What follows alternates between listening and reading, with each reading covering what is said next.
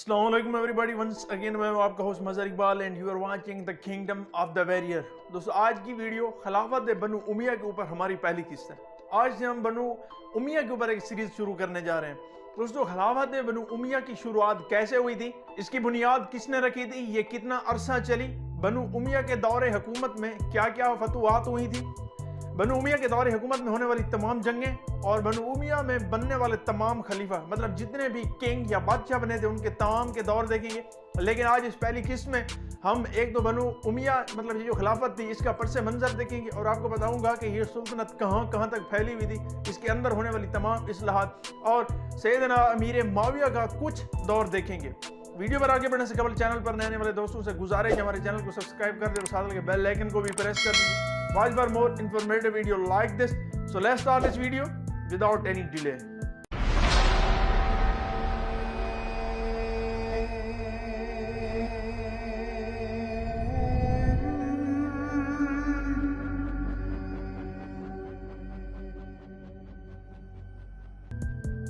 So welcome back दोस्तों। खिलाफत बनु उमैया का दारुल हुकूमत दमिश्क था और ये हुकूमत 661 से लेकर 744 ईस्वी तक कायम रही। इसमें बोली जाने वाली ज़्यादातर ज़बानों में अतालवी, अरबी सरकारी ज़बान थी। इसके बाद कुप्ती, यूनानी, रफ़ाई, अरामी, आर्मीनियाई, बर्बर, अफ्रीकी, जॉर्जियाई और तुर्की ज़बानें शामिल हैं। दोस्तों, सरकारी मज़हब इसका इस्लाम था। दारुल हुकूमत का जो तर्ज था वो खिलाफत के ऊपर था, खिलाफत राशिदा के ऊपर था। दोस्तों, बनु उमैया का पहला खलीफा हजरत सैयदना अमीर मुआविया बिन अबू सुफियान थे, जिसने 661 से लेकर 680 तक हुकूमत की। और जो आखिरी किंग था, आखिरी खलीफा था, उसका नाम मरवान बिन मोहम्मद मरवान था, जिसने 744 ईस्वी से लेकर 750 तक हुकूमत की। इसके बाद ये हुकूमत टूट गई। जो खिलाफत बनु उमैया का जो टोटल रकबा था 750 ईस्वी के अंदर वो 1 करोड़ 50 किलोमीटर था और बनु उमैया की जो टोटल आबादी थी वो भी 750 ईस्वी के अंदर वो 3 करोड़ 40 लाख थी। दोस्तों, इस खिलाफत की जो करेंसी थी दिनार और दरहम थे। और मजीद ये चंद इलाके मैं आपको बताने जा रहा हूँ, ये जो खिलाफत बनु उमैया के अंदर थे। दोस्तों, इसमें अफगानिस्तान, अलजायर, इंडोरा, आर्मीनिया, आज़रबैजान, बहरीन, चाड, कब्रिस, मिस्र, फ्रांस, जॉर्जिया, इसके बाद तारिक मतलब जिबले तारिक था, उसके बाद भारत के कुछ एरिया थे, यूनान, ईरान, इराक, इसराइल, उसके बाद उर्दन, कुवैत, लिबनान, गल्फ कंट्रीज भी इसमें शामिल थी और कुछ वस्ती एशिया ममालिक भी इसमें शामिल थे और रूस इसके अंदर था, सोमालिया, तुर्की, मुत्तहिदा अरब अमारात और यमन, ये तमाम इलाके खिलाफत बनु उमैया के अंदर थे। और भी मजीद कुछ इलाके थे जो मैं आपको यहाँ पे मतलब मजीद डिस्कस नहीं कर सका। दोस्तों, हज़रत उस्मान की वफ़ात के बाद उनकी शहादत का जो वाक़या पेश आया, उनकी वफ़ात के बाद हज़रत अली अलैहिस्सलाम मसनद खिलाफत पर बैठे और तमाम लोगों ने हज़रत अली के हाथ पर बैयत कर ली और खिलाफत का टोटल निज़ाम हज़रत अली के हाथ में चला गया। उस वक्त जब हज़रत अली के हाथ में यह खिलाफत आई, हज़रत सैयदना अमीर मुआविया दमिश्क के उस वक्त अमीर थे। तो हज़रत अमीर मुआविया ने हज़रत अली से कहा कि हमें उस्मान का क़िसास लेना चाहिए। उस वक्त हालात थोड़े से ख़राब हो चुके थे। हज़रत अली ने फरमाया कि अभी हालात ख़राब हैं, हर तरफ सोरे चल रही है, हंगामा है, तो ये थोड़े से दूर हो जाएं, इसके बाद क़िसास लेंगे। इसके बाद सिपाहियों ने रेशा दवानियाँ शुरू कर दी और एक दूसरे से बाज़दन करते रहे। मतलब हज़रत अली को हज़रत अमीर मुआविया के मुतालिक और हज़रत अमीर मुआविया को हज़रत अली के मुतालिक इस तरह वर्गलाते रहे, झूठी सच्ची कहानियाँ बताते रहे। हालात यहाँ तक पहुँच गए कि इन दोनों के दरमियान लोगों ने जंग करवा दी। उसे जंग सफ़ीन कहा जाता है। जंग सफ़ीन के बाद लोगों ने गलत ऐलान कर दिया कि हज़रत अली के हाथ से खिलाफत चली गई और हज़रत अमीर मुआविया के हाथ में चली गई। उसी दिन से ये हुकूमत जो मुस्लिम उम्मत थी, जो खिलाफत थी, वो 2 हिस्सों में बट गई। इसके बाद हज़रत अली को अपने दौर खिलाफत में खवारिज का भी मुकाबला करना पड़ा। हज़रत अली की शहादत के बाद अहले कूफा ने इमाम हसन की बैयत कर ली, लेकिन आपके ऐलान खिलाफत के फ़ौरन बाद अमीर मुआविया ने इराक पर फौज कशी कर दी। कूफी काबिल एतमाद नहीं थे। इसके अलावा हज़रत इमाम हसन की पोजीशन भी जो मजबूत नहीं थी, इसलिए आपने बेहतर ये समझा कि उम्मत मुसलमा को मजीद खून रेजी से बचाने के लिए हुकूमत से दस्तबरदारी हो जाए। अपने हज़रत इमाम हसन ने अपना हाथ हुकूमत से उठा लिया। आपके ऐलान दस्तबरदारी के बाद 661 ईस्वी में हज़रत अमीर मुआविया ने अपनी खिलाफत का ऐलान कर दिया। हज़रत इमाम हसन ने हज़रत अमीर मुआविया के साथ एक सुलहनामा लिखा। सुलहनामे में मेजर और जो मोस्ट इम्पॉर्टेंट थिंग थी वो ये थी कि हज़रत अमीर मुआविया अपनी खिलाफत के बाद किसी को जानशीन नहीं ठहराएंगे। दोस्तों, उस दिन से खिलाफत जो राशिदा थी वो ख़त्म हो गई। उसके बाद खिलाफत बनु उमैया शुरू हो गई। दोस्तों खिलाफत बनु उमैया का दारुल हुकूमत दमश्क था और ये हुकूमत 661 ईस्वी से लेकर 744 तक कायम रही। दोस्तों खिलाफत बनु उमैया की बुनियाद हजरत अमीर माविया ने डाली थी। हजरत अमीर माविया की बजाय 603 ईस्वी में हुई और आपकी जो वफात है वो 8 अप्रैल 680 ईस्वी को हो रही है।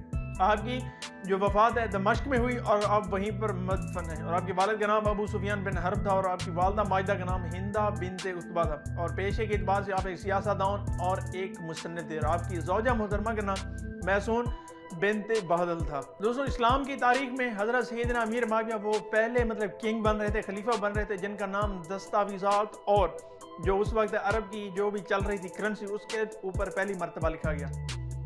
दोस्तों हज़रत अमीर माविया तकरीबन हिजरत मदीना से तकरीबन 15 बरस बेशतर मक्का में पैदा हुए। आपकी पैदाइश हुई। इज़हार नबूवत के वक्त आपकी उम्र कोई 4 बरस के करीब थी। जब इस्लाम लाए तो ज़िंदगी के 25वें बरस में थे। 25 ईयर्स की उम्र में आपने इस्लाम को गले से लगाया। फतह मक्का के बाद नबी अकरम सल्लल्लाहु अलैहि वसल्लम ने उन लोगों के तालीफ कल्ब के लिए अबू सुफियान के घर को बैतुल अमन करार दे दिया।